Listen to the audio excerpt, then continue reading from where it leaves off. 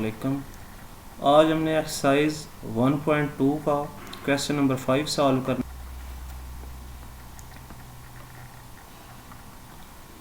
Find the transpose of each of the following matrices. हमें ये matrices दिए गए हैं, हमने इनका ट्रांसपोज फाइंड करना है।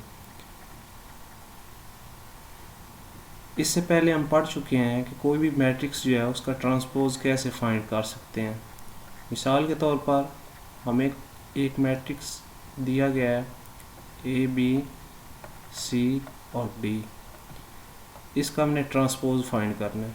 तो इसका ट्रांसपोज फाइंड करने के लिए हम इसकी रोज़ जो हैं उसको कॉलम में तब्दील कर देंगे।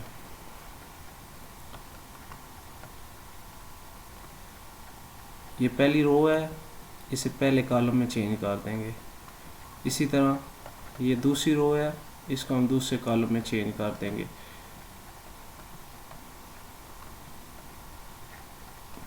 इस तरह कोई भी जो मैट्रिक्स है उसका हम ट्रांसपोज फाइंड कर सकते हैं। तो इस डेफिनेशन को मद्देनज़र रख के हम इन मैट्रिसेस का ट्रांसपोज फाइंड करेंगे। तो देखते हैं कि कैसे इनका ट्रांसपोज फाइंड होता है।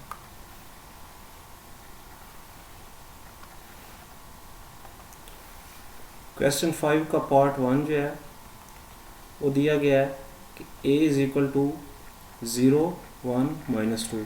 इसका हमने ट्रांसपोज फाइंड करना है। Find transpose.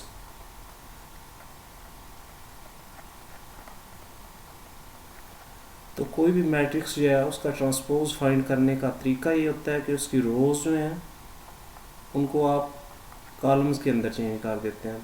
तो देखते हैं कि ए के अंदर कितनी रोज हैं।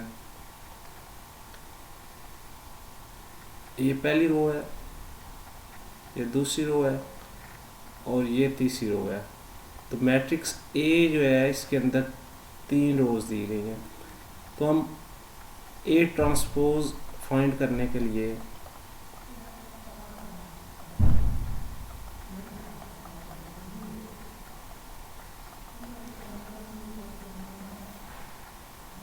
इसकी रोज जो हैं उन्हें कॉलम्स के अंदर चेंज करेंगे। 8 इज इक्वल टू, ये पहली रो है 0, इसे पहले कॉलम के अंदर चेंज कर देंगे। इसी तरह दूसरी रो 1 है, इसे दूसरे कॉलम में तब्दील कर देंगे। इस तरह तीसरी रो -2 है, तो इसको तीसरे कॉलम के अंदर तब्दील कर देंगे। तो ए ट्रांसपोज जो है वो ये आ जाएगा 0 1 -2। कोई भी मैट्रिक्स हमें जो दिया जाए उसका अगर हमने ट्रांसपोज फाइंड करना हो तो उसको उसकी रोज़ और कॉलम्स को इंटरचेंज कर देते हैं, यानी रोज़ को कॉलम्स के अंदर चेंज कर देते हैं। तो इससे हम कोई भी मैट्रिक्स जो है उसका ट्रांसपोज फाइंड कर सकते हैं। इससे पहले टाइप्स ऑफ मैट्रिसेस में हम डिटेल डिस्कशन इस टॉपिक पे कर चुके हैं।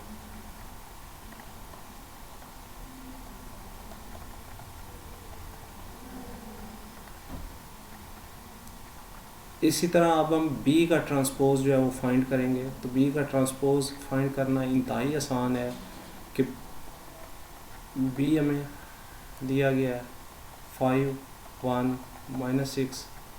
तो इसका ट्रांसपोज जो है बी ट्रांसपोज हमारे पास आ जाएगा। रोज़ को कॉलम में तब्दील करना है तो इसके अंदर सिर्फ एक रो है R1। तो इस रो को हम कॉलम्स के अंदर तब्दील कर देंगे। तो इस रो को कॉलम के अंदर तब्दील कर देंगे 5 1 -6। तो ये बी ट्रांसपोज आ जाएगा। दोनों साइडों पे ट्रांसपोज ले लेते हैं तो ये हमारे पास ट्रांसपोज आ जाएगा। क्वेश्चन नंबर 5 के पार्ट बी को हम दोबारा देखते हैं कि बी का हमने ट्रांसपोज फाइंड करना है। तो इसके लिए ट्रांसपोज किसी भी मैट्रिक्स का फाइंड करने के लिए उसके रोज जो हैं उन्हें कॉलम्स के अंदर चेंज कर देते हैं। बी ट्रांसपोज, अब इसके अंदर अगर आप गौर करें सिर्फ एक ही रो दी गई है ये, तो इसका मतलब है कि इससे एक ही कॉलम बनेगा। तो ये आपके पास आ जाएगा। इस रो को आपने कॉलम में तब्दील करना है। पहला एलिमेंट पहले आ जाएगा, फिर दूसरा, फिर इस तरह तीसरा।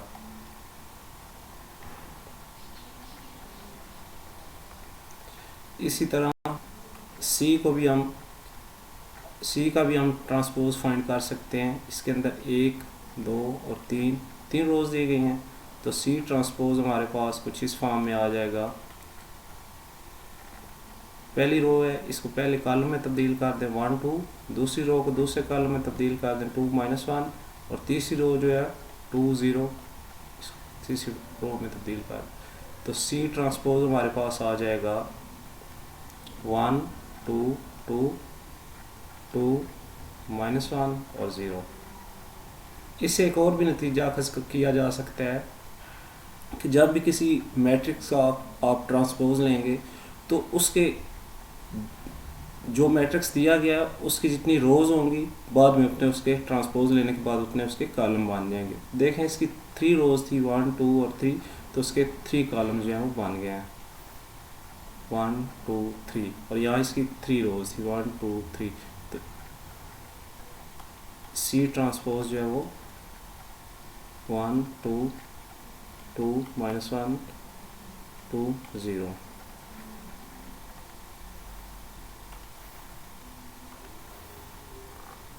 इसी तरह आप हम डी का ट्रांसपोज फाइंड करेंगे तो इसकी रोज़ को कॉलम्स के अंदर चेंज कर देंगे। D transpose is equal to आ जाएगा। अब डायरेक्ट मैं करने लगा हूँ, पहली रो पहले कॉलम में चेंज किया, दूसरी रो को दूसरे कॉलम में चेंज किया, तो ये हमारे पास डी ट्रांसपोज आ गया। इसी तरह ई जो है इसका ट्रांसपोज हम फाइंड करते हैं। क्वेश्चन 5 का ई पार्ट जो है वो इस फॉर्म में है, तो इसका हमने ट्रांसपोज फाइंड करना है। ट्रांसपोज फाइंड करने के लिए दोनों तरफ इसका ट्रांसपोज लेंगे 2 3 -4 और 5। ट्रांसपोज लेने के बाद इस साइड पे इसकी रोज़ जो है वो कॉलम्स के अंदर चेंज हो जाएंगी। तो 2 3 ये पहली रो थी, इसे हम कॉलम के अंदर चेंज करेंगे तो ये हमारे पास 2 3 आ जाएगी। इसी तरह -4 और 5 है, तो इसे जब हम कॉलम में चेंज करेंगे तो -4 और 5 आ जाए। इस तरह ये ई का ट्रांसपोज है। इसी तरह हम एफ का भी ट्रांसपोज फाइंड कर सकते हैं। F transpose is equal to 1 2 3 4 transpose, interchanging rows into column, first row into first column, second row into second column। so इस तरह हम जो है वो f का भी ट्रांसपोज फाइंड कर सकते हैं। f transpose is equal to 1 3 2 और 4, f का ट्रांसपोज आ गया।